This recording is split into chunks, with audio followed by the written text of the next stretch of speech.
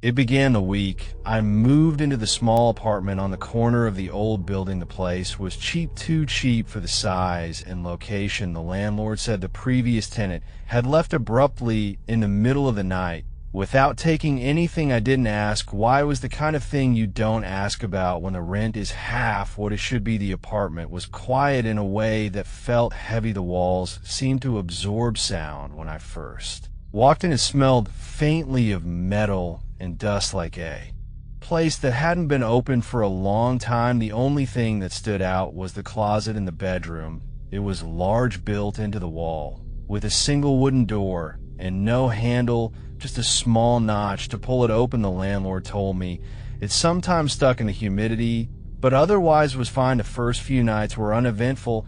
I unpacked my things, cooked simple meals, and listened to the old pipes creak. But by the fourth night, I started to notice something strange when I turned the lights off, and the apartment settled into silence. There was a faint noise coming from the bedroom closet.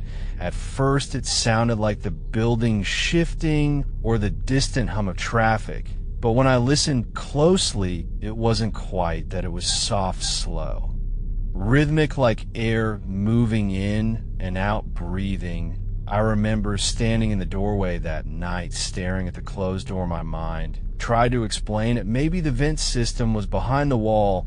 Maybe there was a loose gap in the plaster. But as I stepped closer, the sound stopped completely.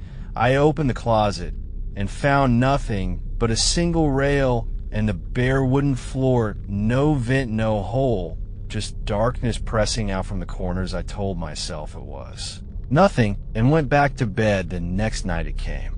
Again, the same slow inhale, exhale, barely audible, but too deliberate to be pipes or air. It grew louder the closer I got, until I could feel it faintly against my skin, a pulse of warm air brushing against my arm, like something living on the other side. I left the light on that night and didn't sleep at all. By the next morning, I decided to wedge the closet shut. I found a small chair and pushed it up against the door before leaving for work. I told myself I was being paranoid, but when I came home late that evening, the chair was on the other side of the room, lying on its side like someone had kicked it out of the way. The closet door was open. It wasn't wide, just enough to show a thin slice of darkness inside. But what made my stomach twist was the air coming from it. It was warm, moist, and carried a faint smell like damp earth and iron. I closed it again and sat on the bed staring at it for what felt like hours. That night, the breathing returned louder than ever, and this time I could hear something else beneath it, a faint rustle like fabric shifting or skin dragging against what. I tried to drown it out with music, but every time I lowered the volume, it was still there, patient, slow, unbroken around. 3, the breathing stopped, but the silence that followed felt worse, like it was waiting for me to move. I stayed frozen in bed until morning light began to filter through the blinds, and the sound of birds broke the tension. When I finally got up, the closet door was open again. This time, all the way the inside was darker than it should have been. The light from the room seemed to stop at the edge of the frame, swallowed by something deeper. I reached inside with my phone flashlight, and the beam vanished halfway, and as if the air itself was thick. I didn't step closer. I just shut the door again and leaned against it, listening to the faint creak of the wood settling. That day, I asked the landlord if anyone had complained about strange noises from that room before. He looked at me for a moment too long before shaking his head. He told me the last tenant had left without saying why, but that she had always kept that closet locked and never let maintenance open it. I didn't sleep that night. The breathing came again, slow, patient, and steady, and somewhere between the inhale and exhale, I realized something. It wasn't just breathing anymore, it was whispering my name. The nights became heavier after that first sound inside the closet. I couldn't explain why I didn't open it that night. Something deep inside warned me not to. The silence that followed wasn't peaceful. It felt like the calm that sits right before something awful. Every time I looked at the closet door, I had this strange sensation that it was aware of me. It sounds absurd, but it was as if the wood itself was listening, quietly measuring every breath I took. Over the next few days, the air in my bedroom changed. It felt denser, colder, and when I tried to sleep, the faint breathing came again. I lay frozen under the covers, barely able to inhale without feeling like I was intruding on something that didn't want to be disturbed. The rhythm was uneven now, ragged, as though whoever or whatever was inside was struggling to keep pace. It sounded closer than before, too close, right on the other side of the thin wood panels. I told myself it had to be an old ventilation duct or the sound of wind traveling through cracks in the wall. But the breath exhaled when I did not. It inhaled when I was silent. One morning, I noticed the closet door was slightly open, just enough for a dark line to cut through the room. I never left it that way. I always made sure it was shut tight. I tried to dismiss it as forgetfulness, but my hands trembled when I reached out and pushed it closed again. The air coming from inside was colder than the rest of the room. Not like a draft, but like the chill you feel standing near something buried deep underground. That night, I decided to test myself. I moved my bed closer to the closet, nearly against it. The sound began just past midnight, quieter than before, almost shy. I stared at the door until my eyes blurred. The breathing matched a slow human rhythm, but there was a second noise behind it, a soft, dragging sound, like something wet shifting against wood. When I tried to look under the closet door, all I saw was black. Not the normal kind of dark, but something thicker, as though the space inside wasn't empty, but filled with something unseen that swallowed the light. I pressed my ear against the door. The wood was colder than ice, and behind it came the faint, unmistakable whisper of a human sigh. Not the kind you hear from exhaustion, but something mournful, drawn out, almost relieved. I stumbled back, shaking. I didn't sleep that night. The next morning, I found long scratches on the inside of the closet door. They weren't there before. I checked every inch of the room to find what could have caused them, but nothing made sense. The marks were uneven, deep, made by something that had pressed with desperate strength from the inside out. I measured them with my fingers for narrow lines like a hand dragged down the wood. From that point on, I began hearing the breathing even when I wasn't in my room. In the hallway, in the kitchen, faint and rhythmic. I'd stop moving, hold my breath, and it would stop too, waiting, patient. The realization came slowly and painfully. The sound wasn't tied to the closet itself. It was following me. That evening, I forced myself to sit in front of the door again, flashlight in hand. I needed to see, to end the growing madness in my head. When I turned the knob, it resisted, though it seemed to pulse slightly beneath my palm, as though something inside was pushing back. The harder I tried to open it, the more the breathing grew. It was faster now, panicked, almost human in its fear. For a second, I thought maybe it was trapped, maybe someone had somehow gotten in. I yanked the door open and shined a flashlight inside. Nothing, just hanging clothes, old shoes, and the still air of neglect.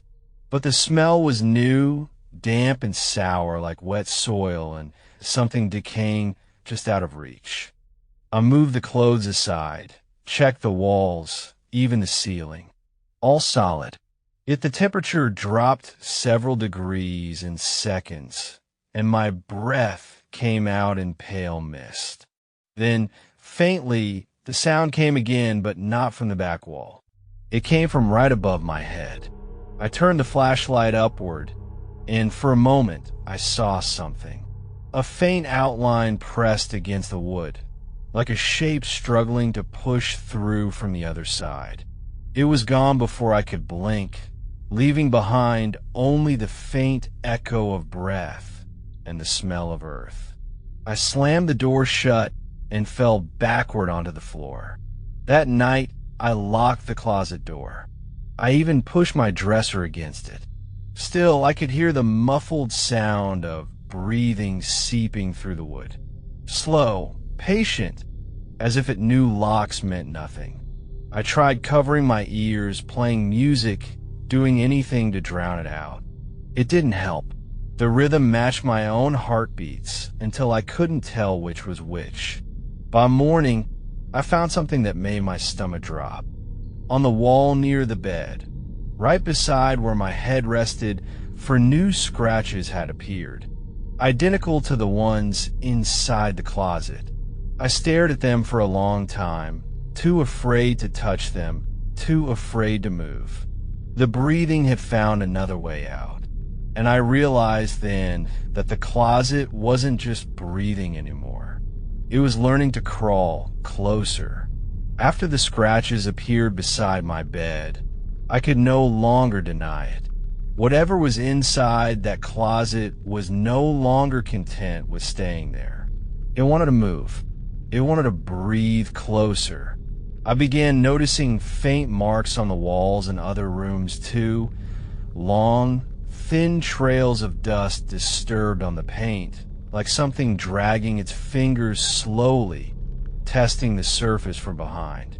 At first, I convinced myself it was mold, maybe moisture leaking through old wood, but the shape was too deliberate, too human. I started sleeping in the living room to get away from it. Or at least I tried to. The house was silent for a few nights, until the sound began again, distant but clear, the same slow inhale and exhale echoing faintly from the walls. It moved from room to room as if tracing my steps, always stopping when I turned to listen. I could almost feel it breathing through the plaster, its rhythm calm and deliberate, waiting for me to lose patience and look away. By the fifth night, I stopped sleeping altogether. I sat awake with every light in the house on, my back pressed against the farthest wall from the closet. The breathing had changed again. It no longer sounded confined. It felt wider, deeper, as though the house itself had begun to inhale with me. I pressed my hand to the wall and could feel faint vibrations. Something was shifting behind it, not like pipes or air ducts, but slow, deliberate movement, like skin stretching. I called a contractor the next morning, pretending I wanted to remodel. He walked through the house, tapping the walls with a hammer, muttering to himself about strange gaps and hollow spaces that shouldn't exist. He found one right behind the closet, a narrow void that wasn't on the blueprints. When he tapped there, a dull, soft sound echoed, not like wood or brick, but like something wet, something not meant to be touched.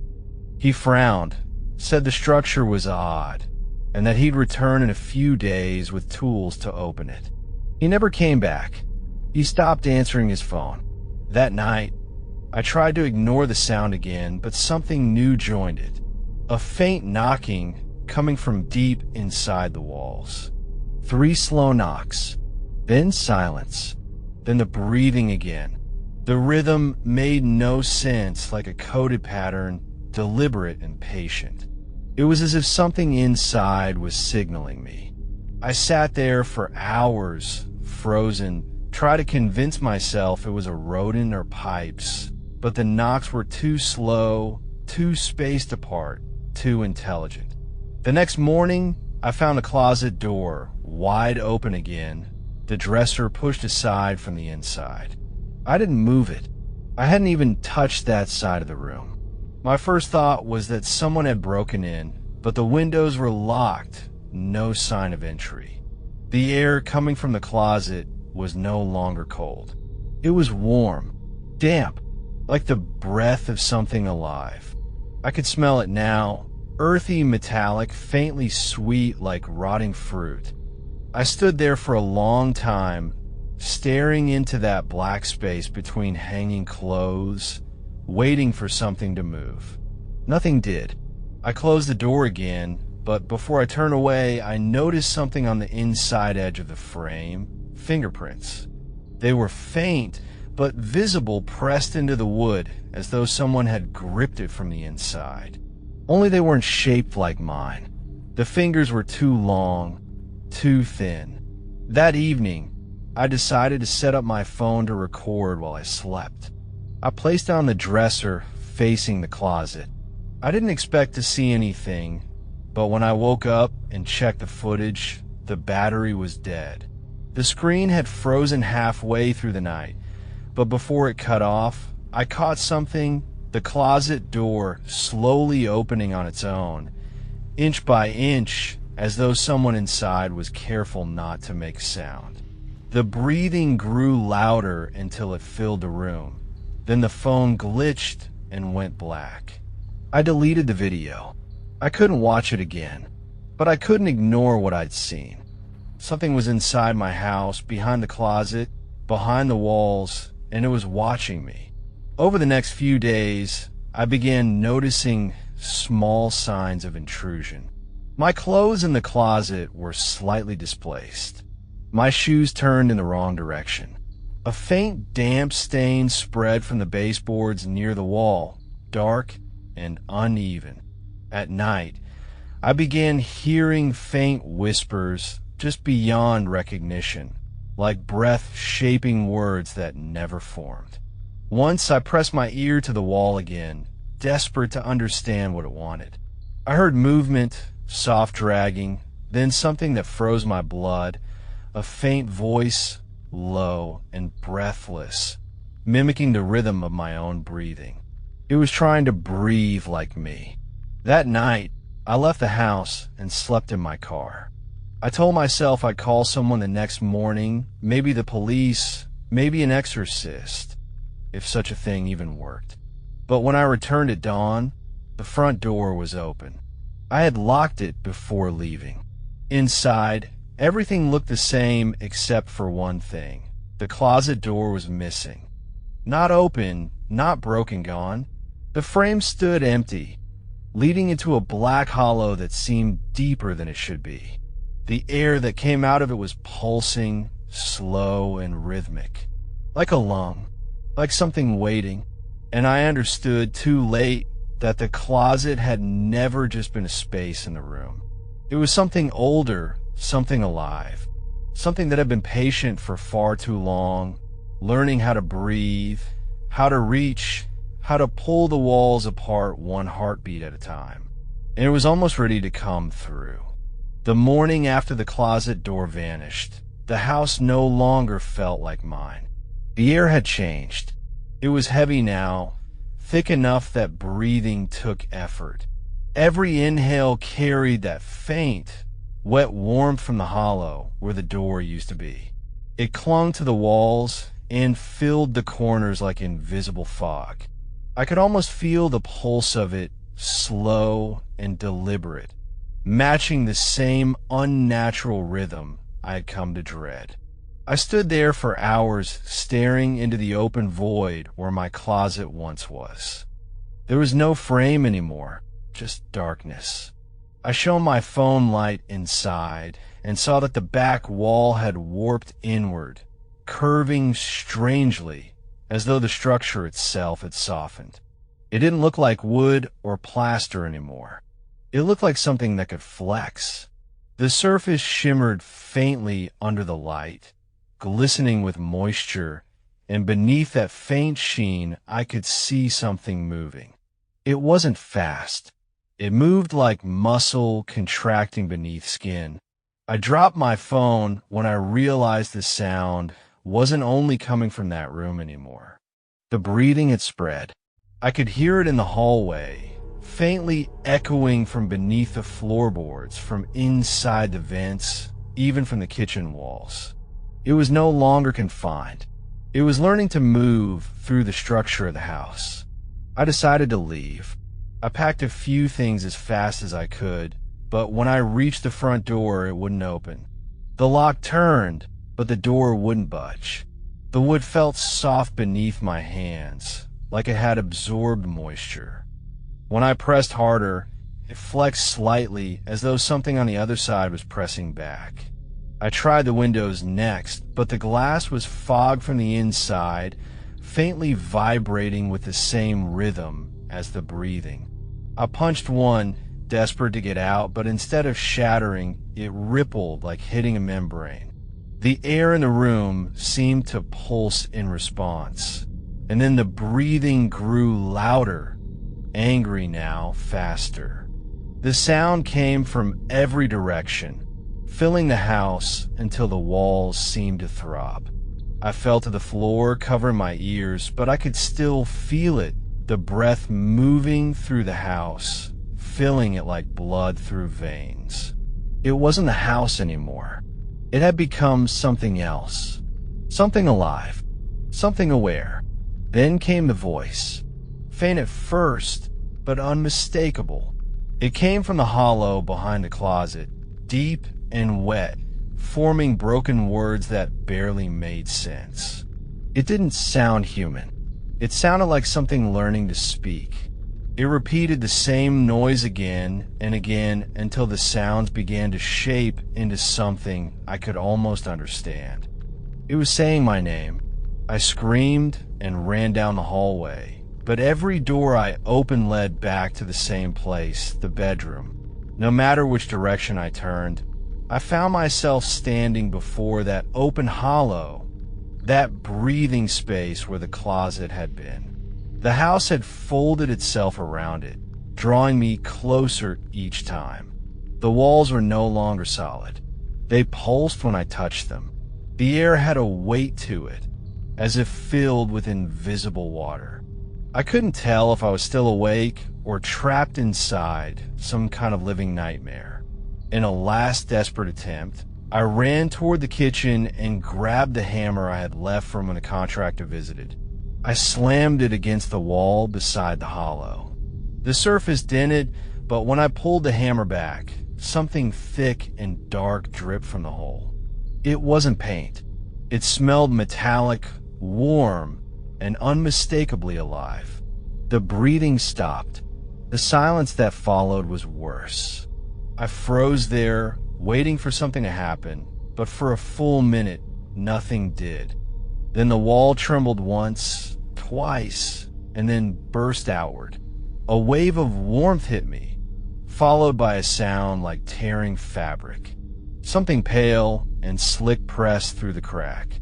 It wasn't a hand, not quite, but it had fingers, too many of them, each one thin and trembling like roots searching for soil.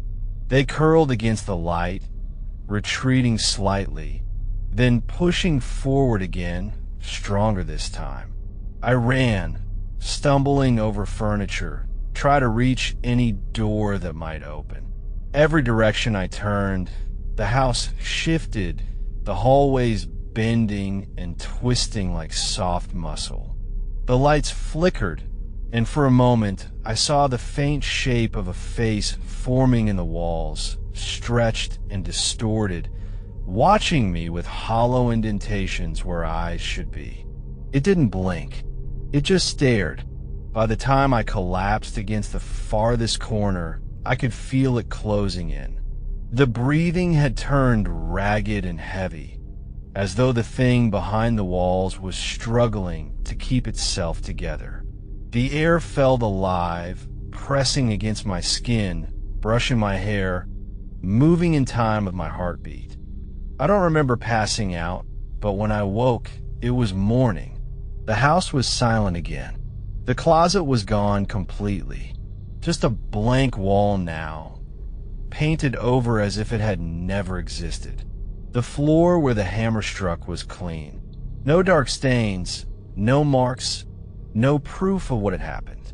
For a moment, I thought I had gone insane. I almost convinced myself none of it was real until I turned toward the living room and saw the new mark on the far wall. A faint impression like something had pressed against it from the inside. 5 long finger shapes, perfectly spaced, still wet. It had moved, and it was still learning how to breathe. I moved out the next morning, or at least I tried to. The house didn't make it easy. The air inside had grown thicker, as though I was pushing through invisible fog. I could still hear the faint breathing even after I stepped outside, like an echo clinging to my skin. I drove away without looking back, leaving behind most of my things, the half-empty rooms, and that blank wall where the closet had been. I told myself I would never go back, that it was just a house and nothing more. But houses do not follow people. At least, that's what I thought then.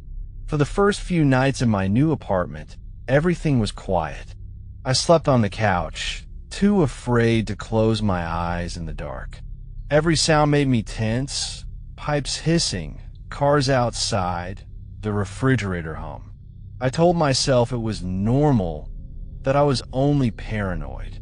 But on the 4th night, I woke up gasping. The air was warm again, thick, heavy with the same dampness I thought I had escaped. The room felt smaller somehow, as if the walls had crept closer during the night. And then I heard it, faint but clear, the same breathing. It came from the closet. There was no closet when I moved in, just a built-in shelf in the corner. But as I turned on the lamp, I saw that the shelf was gone. In its place was a narrow door, too narrow for a person, too tall for a crawl space. My heart started to pound as I stepped closer. I pressed my ear against it, and there was the same deep, rhythmic inhale and exhale. Slow, steady, alive. I stumbled back, almost falling. I wanted to leave the apartment right then, but when I grabbed the door handle, the metal burned my palm. The knob was hot, like something was pressing against it from the other side. Then I heard a sound I hadn't heard since the old house, a wet, dragging movement, like fabric soaked in water being pulled across the floor. And underneath it, the whisper of my name. I ran. I spent the rest of that night in my car, parked outside the building, watching the window of my apartment.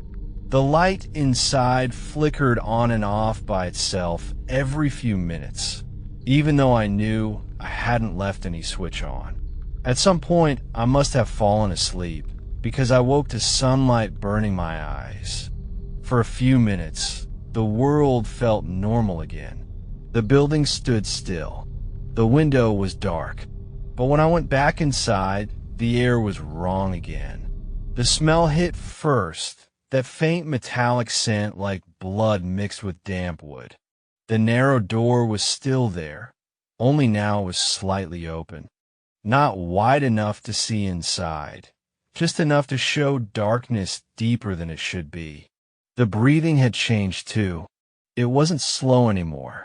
It was shallow, uneven, almost frantic, like something struggling to stay alive. I called a friend to come help me. I didn't tell him everything, just that something was wrong with my new place. When he arrived, the door was gone again. Just a blank wall, smooth and unbroken. He laughed and said I needed rest, that I was probably hearing things. I wanted to believe him. I nodded, let him talk, try to pretend I was fine.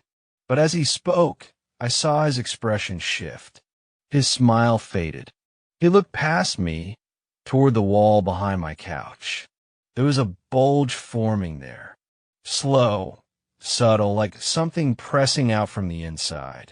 He stepped closer, squinting, and reached out to touch it. The wall pulsed beneath his hand. He jerked back, his face pale. I didn't have to ask if he felt it. We both heard it together, that low, drawn-out inhale. He left without another word. I haven't heard from him since. That night, I packed again. But this time, when I tried to leave, the door to the hallway wouldn't open. It looked normal, but it didn't move. I pulled, kicked, slammed my shoulder against it, but the surface was soft, not like wood, more like flesh.